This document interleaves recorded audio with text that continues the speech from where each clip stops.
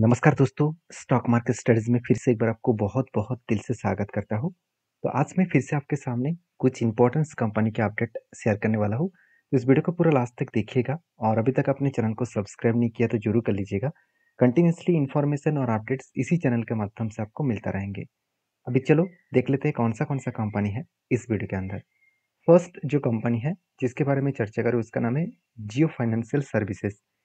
देखिए जियो financial services आप सभी जानते हैं रिलायंस ग्रुप की कंपनी है और जियो फाइनेंस सर्विसेज किस तरीके से ग्रोथ करेगा इसके ऊपर बहुत सारे लोगों का कमेंट्स भी है क्योंकि कंपनी पहले से ही एक अराउंड 2,36,000 करोड़ के आसपास मार्केट कैप लेकर चल रहा है। उसके साथ साथ कंपनी के पी रेशियो बहुत हाई है। तो प्राइस टू अर्निंग रेशियो इतना हाई क्यों है? देखिए मैं आपको बता दूं कि अगर कंपनी का बिजनेस स्टार्ट नहीं हुआ तो आप क्या सोचेंगे कि कंपनी का बिजनेस स्टार्ट नहीं हुआ तो कंपनी का प्रॉफिट कहाँ से हो रहा है? अगर मैं प्रॉफिट एंड लॉस दिखा दूं तो इस बार टोटल 31 करोड़ का प्रॉफिट दिखा है। तो क्वार्टर रिजल्ट दिखा दूं तो कंपनी को करीबन 200 करीबन 90 करोड़ के आसपास प्रॉफिट देखने को मिला है। तो ये प्रॉफिट एक्चुअली कंपनी के इंटरेस्ट इनकम से आया है और मतलब कंपनी जो पैसा मान के चलिए एक एग्जांपल मैं आपको दे रहा हूँ। मान के चलिए आपके पिताजी ने आपको 5 लाख रुपया दिया बिजनेस करने के लिए। तो 5 लाख रुपया दिया बिजनेस करने के लिए और आप सोच रहे कि मैं बिजनेस 2024 में नहीं 2025 में स्टार्ट करूंगा। तो एक साल के आपके जेब में इस पैसा लेके घूमेंगे, वो पैसा किसी न किसी बैंक अकाउंट में रखेंगे, किसी न किसी जगह पे इन्वेस्टमेंट करेंगे। तो जो इन्वेस्टमेंट आप करेंगे उस इन्वेस्टमेंट में आपका इनकम आएगा। मान के चलिए आप इन्वेस्टमेंट नहीं करना चाहते, आप बैंक में रखना चाहते हैं। तो 5 लाख रुपया आपने बैंक में रख दिया, सेविंग अकाउंट में रख दिया। तो सेविंग बैंक में रख दिया और उसमें जो इंटरेस्ट मिलेगा मान के चलिए 3.50% का आपको इंटरेस्ट मिला। तो उससे जो इंटरेस्ट मिला वही आपके लिए इनकम है। तो उसी तरीके से रिलायंस जियो का जो फाइनेंस कंपनी है इसका बिजनेस अभी तक स्टार्ट नहीं हुआ। तो कंपनी के जो पास जो पैसा है उस पैसे से कंपनी को इंटरेस्ट मिल रहा है।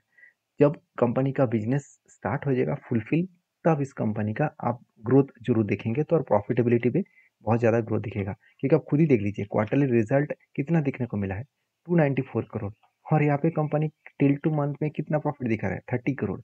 तो क्वार्टरली ज़्यादा प्रॉफिट हो रहा है और ईयर में कम हो रहा है। ये कैसा हो सकता है? ऐसे नहीं हो सकता ना। तो इसीलिए पी रेशियो को देखकर बहुत सारे लोग चिंता में है कि सर इतना हाई पी रेशियो है तो कभी ना कभी तो क्रैश हो सकता है। बिल्कुल नहीं। जब कंपनी के बिजनेस स्टार्ट हो जाएगा तब प्राइस टू अर्निंग रेशियो भी एडजस्टमेंट हो जाएगा। तो बेसिकली इस कंपनी के ऊपर इसी तरीके से देखिएगा। और बाकी देखिए कंपनी अच्छा है तो इसलिए इंस्टीट्यूशन भी तो इस कंपनी के ऊपर बने हुए हैं। अगर कंपनी अच्छा नहीं होता तो इंस्टीट्यूशन इस तरीके से नहीं होता। इंस्टीट्यूशन इस तरीके से होल्डिंग को कंटिन्यू नहीं करता। बेसिकली देखा जाए तो कंपनी का जो टेक्निकली चार्ट पैटर्न्स है उसके बारे में मैं चर्चा करने से पहले एक गुड अपडेट मैं आपके साथ शेयर करूंगा। जैसे देखिए जियो फाइनेंस के ऊपर एक इन्वेस्ट देखिए Jio finance arms invest 25 million in Reliance जो इंटरनेशनल जो जो लीजिंग है। तो उसके ऊपर कंपनी क्या कर रहा है 25 मिलियन यहाँ पे इन्वेस्ट करने वाला है। तो ऑब्वियसली रिलायंस देखिए एक ऐसे ग्रुप है वो हमेशा कुछ अपकमिंग ईयर्स के बारे में सोचकर ही काम करते हैं। अपकमिंग ईयर्स का मतलब है 1-2 साल के नहीं, वो 20-25 साल बाद में क्या होगा, 10-15 साल के बाद क्या होगा, उसी थिंकिंग के बेसिस में वो काम करते हैं। तो इसीलिए आज इंडिया के नहीं एशिया के सबसे बड़े कंपनी है रिलायंस। आप सभी जानते हैं रिलायंस का मार्केट का 20 लाख करोड़ से भी ज़्यादा है। तो सोचिए कितना बड़ा कंपनी है और इस कंपनी लगातार खुद के ग्रोथ भी कर रहा है जिसके चलते है रिलायंस का जियो कंपनी बहुत तेजी से आगे बढ़ रहा है। और अभी अब इसका चार्ट भी देखेंगे, जब लिस्टिंग हुआ था, जब करेक्शन हुआ था, तब मैंने बताया कि ये जो करेक्शन है ये मौका है, यहाँ पे कोई धोखा नहीं। अगर मेरा वीडियो आप अगर पुराना वीडियो मेरे देख चुके हैं तो आपको जरूर पता होगा। मैंने आपको ये बताया कि जितना गिरेगा उतना मैं क्वांटिटी ऐड करूंगा क्योंकि इससे बढ़िया मौका शायद दोबारा ना मिले। आप उसी का झलक आज देख पाएंगे। लगातार क्या हो रहा है, हाई करते चले जा रहा है। इसके ऊपर मुझे 2 बार ट्रेड मिला। पहले एक रेंज ट्रेड मिला, यहाँ पे एंट्री हुआ था, यहाँ पे एग्जिट हुआ। नेक्स्ट ट्रेड मुझे कफ विद 100 में मिला, यहाँ पे एंट्री हुआ, यहाँ पे एग्जिट हुआ। फिर से यहाँ पे एक रेंज बना तो था मगर उस रेंज को मुझे उतना स्ट्रॉन्ग रेंज नहीं लगा क्योंकि देखिए कंपनी ब्रेकआउट तो किया, रिटेस्ट किया, फिर से ऊपर तो गया मगर उतना ज़्यादा हाई ग्रोथेबल स्ट्रॉन्ग कैंडल नहीं है क्योंकि वॉल्यूम भी वीक होता चला गया। तो मुझे यहाँ पे कॉन्फिडेंस नहीं मिला, इसलिए मैंने टेन नहीं लिया। हाँ देखिए जिसके पास कॉन्फिडेंस लेवल अच्छा है तो वो जरूर टेन ले सकते हैं। मैं हमेशा रूल्स को फॉलो करके काम करता हूँ, जहाँ पे मुझे लगता है कि हाँ, मैं गलत ज़्यादा से ज़्यादा गलत जा सकता हूँ। ऐसे नहीं कि मैंने डिसीज़न सही लिया और गलत नहीं हुआ, ऐसे बिल्कुल नहीं। मुझे पहले से ही लग रहा है कि मैं गलत डिसीज़न यहाँ पे लेने वाला हूँ, तो मैं उस ट्रेड को एग्ज़िट मतलब उस ट्रेड को नहीं लेता हूँ, क्योंकि बहुत सारे ट्रेड ऑब्वियसली आपको मिल ही जाएगा। तो आपकी क्या राय है इस कंपनी के ऊपर ज़रूर कमेंट्स करना। नेक्स्ट जो कंपनी है उसका नाम है दीपक नाइट्रेट। तो दीपक नाइट्रेट आप सभी जानते हैं, इंडिया के एक पॉपुलर केमिकल कंपनी है। और दीपक नाइट्रेट के ऊपर मैं हमेशा एक चीज़ आपको ज़रूर कहूँगा कि किस कंपनी का जो बिजनेस है उनमें से एक मोनोपोली बिजनेस इसके हाथ में है, जिस मोनोपोली के कारण कंपनी बहुत आगे बहुत दूर तक जा सकते हैं। इसमें आप देखेंगे तो Deepak nitrate has a 75% market share in sodium nitrate. तो सोडियम नाइट्रेट जो प्रोडक्ट है उसके ऊपर 75% का मार्केट शेयर इसी के पास है। तो सोचिए, जो प्रोडक्ट का डिमांड मार्केट में है और उसी प्रोडक्ट अगर किसी के पास सबसे ज़्यादा मतलब अवेलेबल है और सबसे ज़्यादा मार्केट शेयर को वो कैप्चर करके रखे है, बिजनेस सबसे ज़्यादा कर रहा है उस प्रोडक्ट के ऊपर, तो सोचिए उस कंपनी का ग्रोथ होने का चांसेस तो बढ़ेगा। और मज़ेदार बात ये भी है कि कंपनीज के ऊपर जो बिजनेस है उसमें अलग अलग कैटेगरीज के भी कंपनी बिजनेस कर रहा है, केमिकल के साथ साथ अलग अलग प्रोडक्ट भी बेच रहे हैं। और कंपनी कहाँ कहाँ पे प्रोडक्ट बेच रहे हैं आप देखेंगे तो यूरोप है, यूएस है, साथ ही साथ मिडिल ईस्ट कंट्रीज में और एशिया में बहुत सारे जगह पे टोटल 22% का कंपनी का रेवेन्यू आ रहा है। बाकी डोमेस्टिक मार्केट में मतलब इंडिया में ही 78% का मार्केट आ रहा है।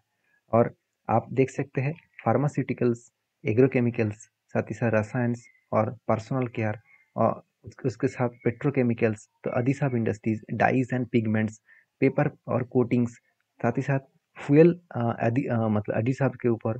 तो इस तरीके से प्रोडक्ट के ऊपर जो केमिकल्स यूज किया जाता है वही केमिकल्स कंपनी बेचते हैं।